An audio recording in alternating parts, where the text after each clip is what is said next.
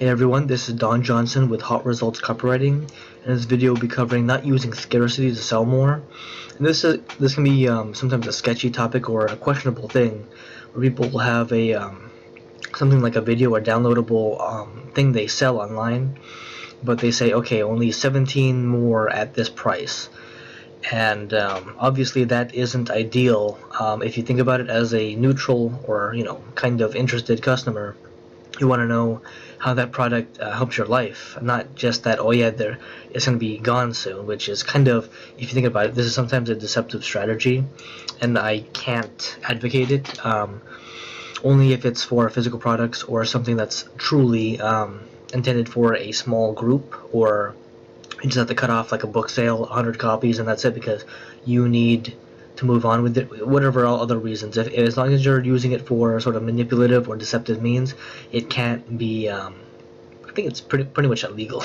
By the way some people do it, they use gray area sort of scarcity, saying that it's the first 250 units, and if that goes, then it's no more. But they don't take down the sales page, and it's not a lie to say that they had it initially, but it's kind of sketchy and almost just bullshit in a way. But it's definitely a deceptive strategy, the way too many people use it, and it's a tactic to get people to buy sooner rather than not buy at all, because they have that reasoning that it won't be available later. That's what they're doing. They're trying to get people to act sooner, but it doesn't always work so well, and it turns a lot of people off.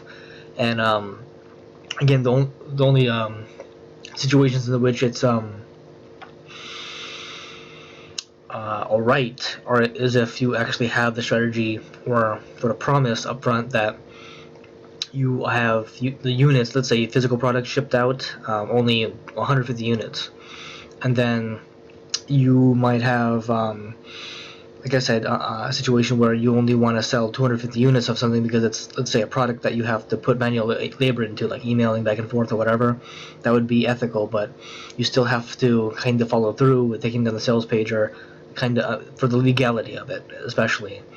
Might not work out for you at all over time, like long term, but that's why we have to use smart and exceptional salesmanship. It's not really tactics, really. It's some people think that using a money back guarantee is a tactic. It's not a tactic. It's just reassuring your client that you are backing your product, and if you're not satisfied with it, obviously Walmart, all the major places have a money back guarantee of like 30 days, 60 days, whatever it is, depending on the product.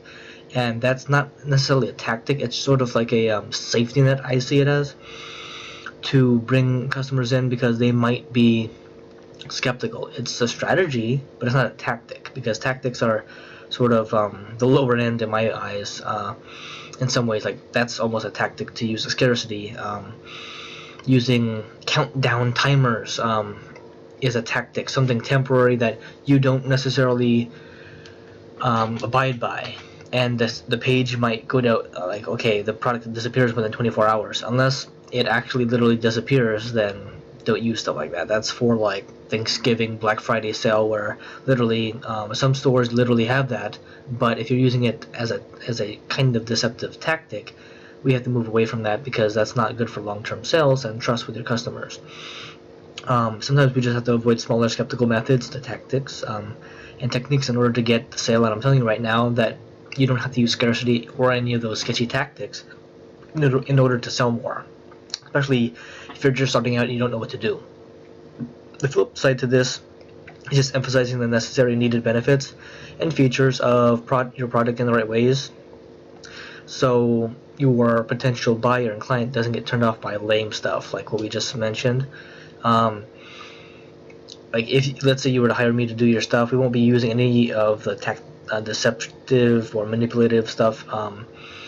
It goes down to even using sort of a buy button that redirects to an upsell even, and that's a different video. But people that use upsells kind of aggressively, in my eyes, you just have to let them know of the options. For upsells,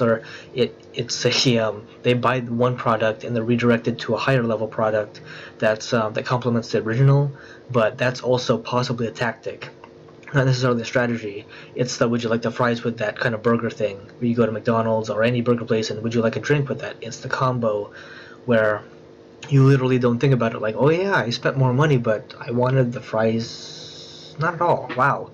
And you realize that some upsells are just there to get more money out of you rather than give you actual more value. And that's what we have to sort of steer around, where if you are honestly offering a higher value or an actual upsell where you're gaining more money from the client, you have to sort of provide the value and not just sort of stretch their sort of sales process out, your sales process out, so that you're basically scamming the people out. But it's a not gray area, but you have to think about the sales process properly in order to gain clients long term. And some people just accidentally fall into the negative area of this by creating what they think is needed stuff in order to get more sales, but they turn off their clients and they end up getting refund requests and all that kind of stuff because they didn't think about this stuff thoroughly enough, because they're tacky methods, and it's just stuff that just feels odd or bad to use in the sales presentation, and that can't cut it long term, and that's a fact. People